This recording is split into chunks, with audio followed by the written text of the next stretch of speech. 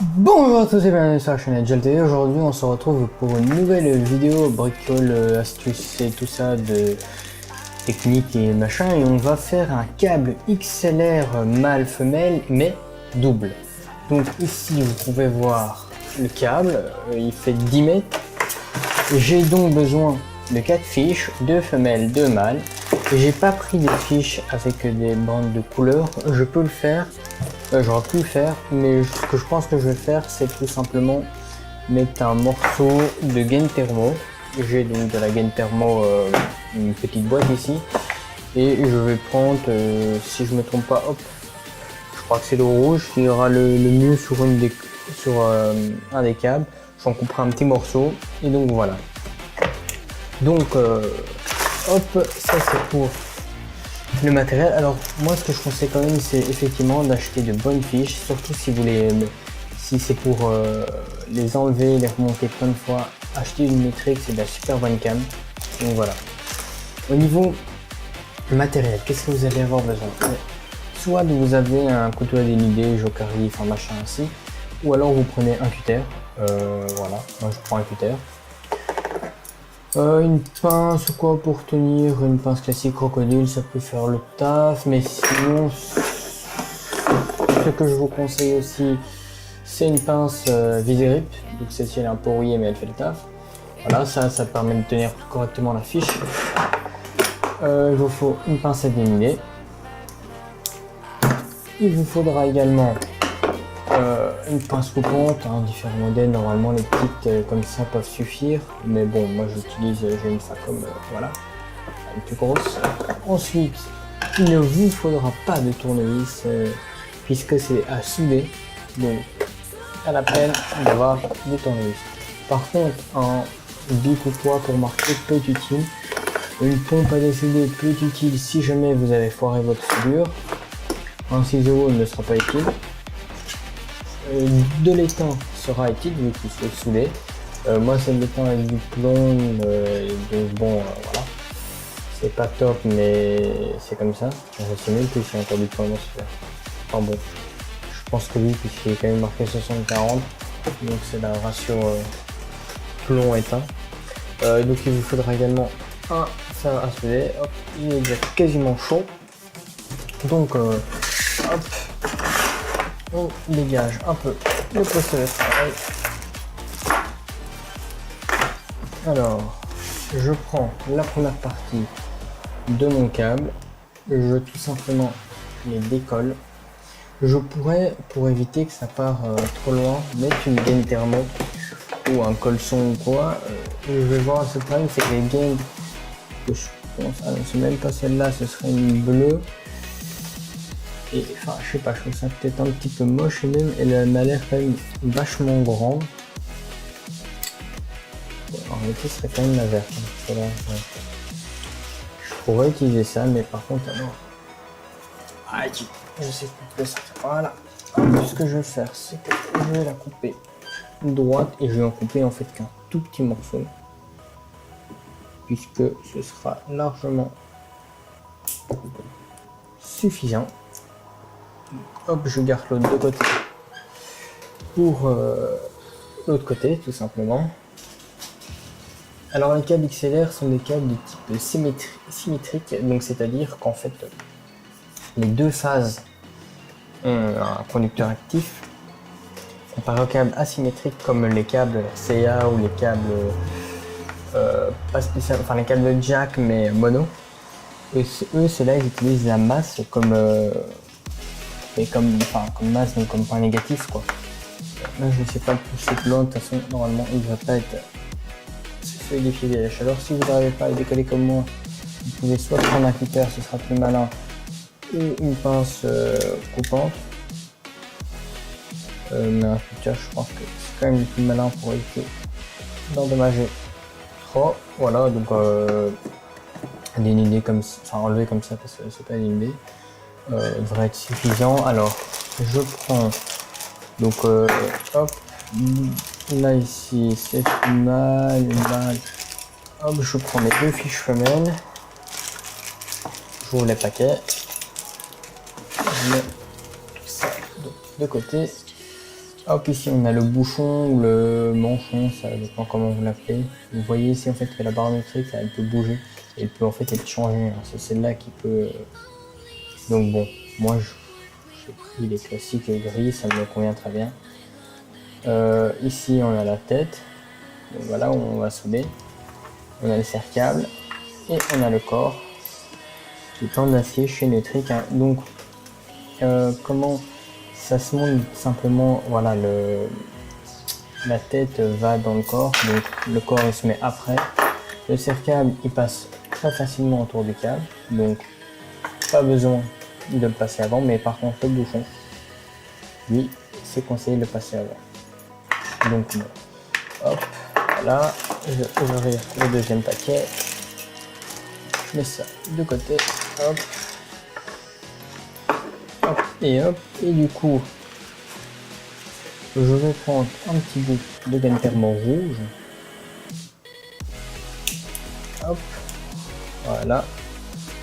Pour mettre en gros dans mon câble, et j'ai une paire avec du bleu et du rouge, et l'autre je crois que c'est du brun et du blanc.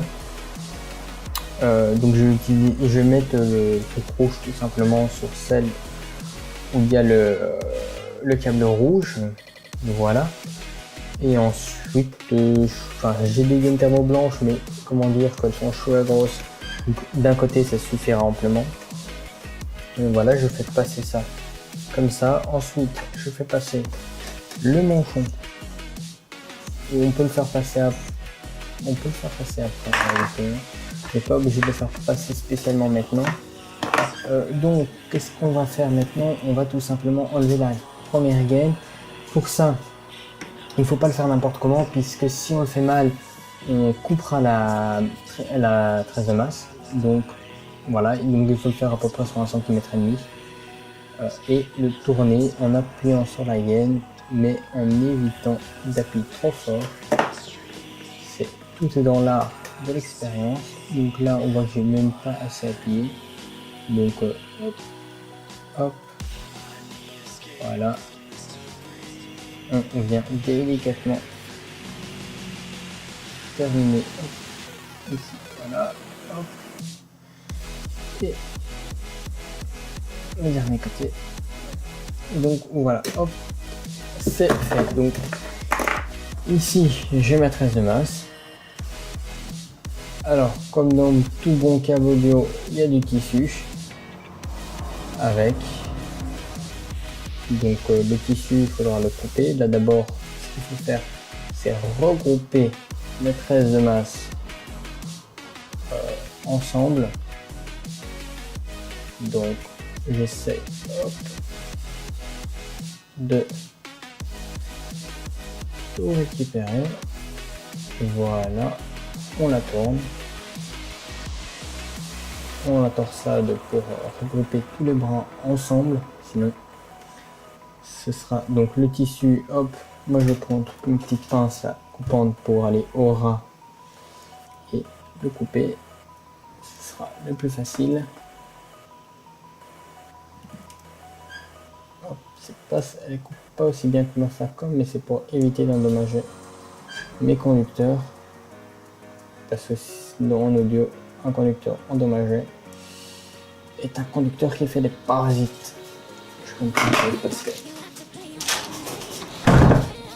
Bon, par contre, il y a du vent. Je sais pas si vous avez entendu ma fenêtre se claquer, mais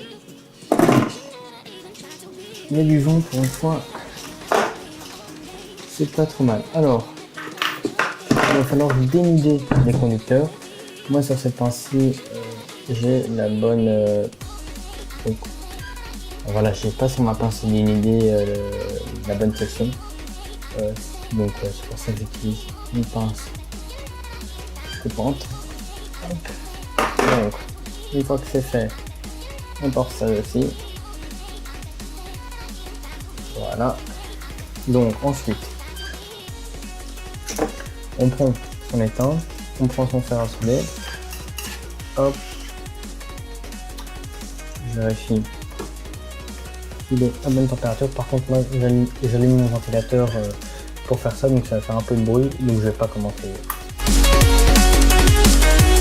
Donc voilà, j'ai étamé donc mes fils et ma tresse de masse, donc j'ai pas trop enlevé de gaine, donc voilà, ça passera très bien. Par contre maintenant, il faut réduire la tresse de masse de moitié. Petit conseil, voilà. Après donc avoir coupé la tresse de masse de moitié, il faut maintenant savoir quelle couleur est égale à quoi. Moi je me fais toujours un papier, donc on sait donc sur la fiche ici on a 3 numéros. Le 1, le 2 et le 3. Le 3 c'est toujours la masse, donc la tresse de masse. Donc ça change rien. Le 1 et le 2 par contre ça change. Donc le 2 c'est le plus et le 1 le moins. Donc moi j'ai deux couleurs, ici j'ai bleu et rouge. Le rouge pour moi c'est logique de le mettre sur le plus et le bleu sur le moins. Donc hop je note sur une feuille là R&D et moi ça me permettra de savoir de l'autre côté de mon câble, tiens j'ai mis telle couleur sur tel endroit. Donc une fois que c'est fait, on va utiliser la pincetto, ou pince vis-grip, hop, pour serrer notre fiche. Il faut pas que ce soit serré trop fort parce que sinon ça va l'abîmer. Il faut juste que ça la maintienne. Ne défoncez pas votre fiche parce que ce serait con. Donc là ici je vais étamer tout simplement pour avoir un meilleur contact. Donc on fait pas non plus chauffer trop fort la fiche, mais on étame. Ensuite encore une autre étape, on fait passer donc le manchon, on le met suffisamment loin. Il suffit de souder donc les fils sur les bons numéros et le tour est joué.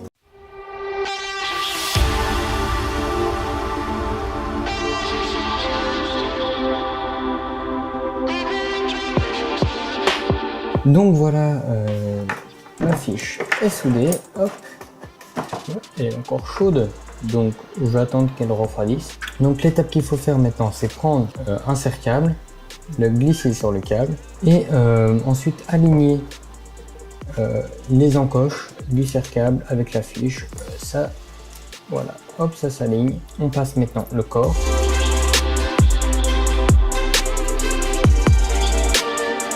Voilà, le tour joue. Donc ensuite maintenant on vient, on tourne le manchon. On peut, si on est aussi maniaque que moi, aligner la bague où il est marqué métrique pour qu'elle soit alignée par rapport à la fiche. Donc hop, on aligne et bien on serre. En serrant, on va entendre un petit clic-clic. C'est tout simplement, ça verrouille aussi la fiche pour pas qu'elle se desserre. Ça également, par la même occasion, ça serre aussi le câble, faire en sorte que le câble ne s'arrache pas. Donc maintenant, j'ai normalement, attendez, pour faire ça proprement, on va tout simplement alors utiliser pour sceller la gaine thermo le fer à souder. Donc on arrive. Voilà ma première fiche de fait.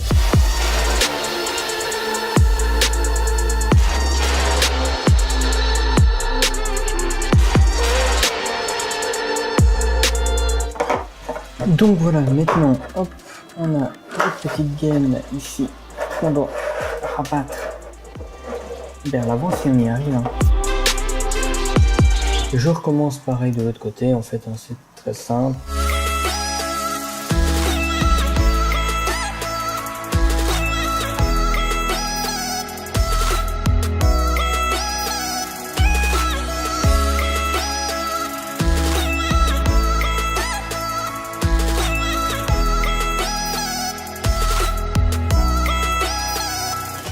Donc il est temps de souder et de préparer notre fiche mâle. Donc la différence d'une fiche mâle et une fiche femelle, c'est qu'elle a des broches alors que l'autre c'est des embouts pour pouvoir mettre les broches dedans, c'est pas très compliqué.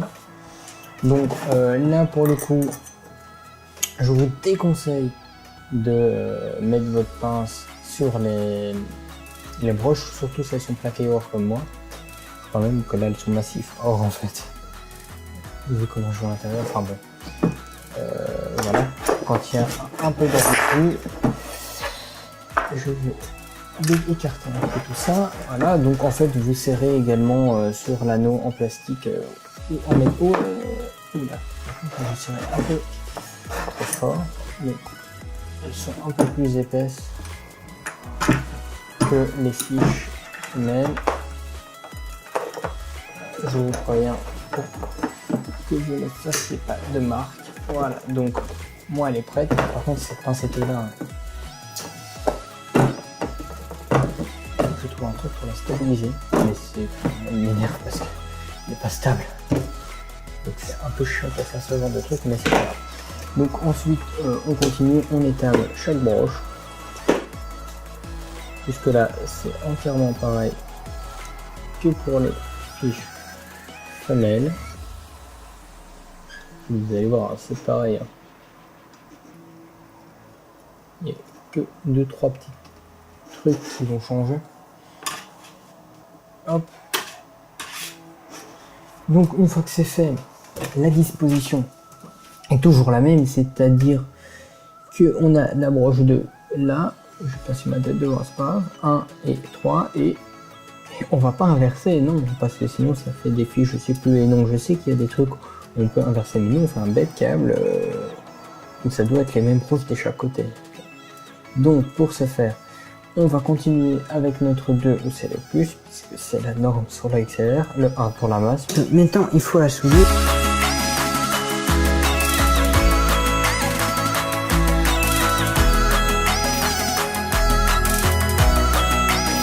Je fais la deuxième fiche.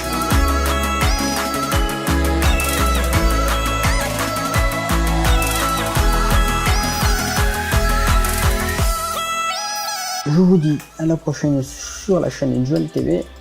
Si vous avez aimé, n'hésitez pas à lâcher un gros like, à vous abonner, à activer la cloche et à partager parce que c'est le plus important. Il faut partager, moi je vous dis, il faut partager.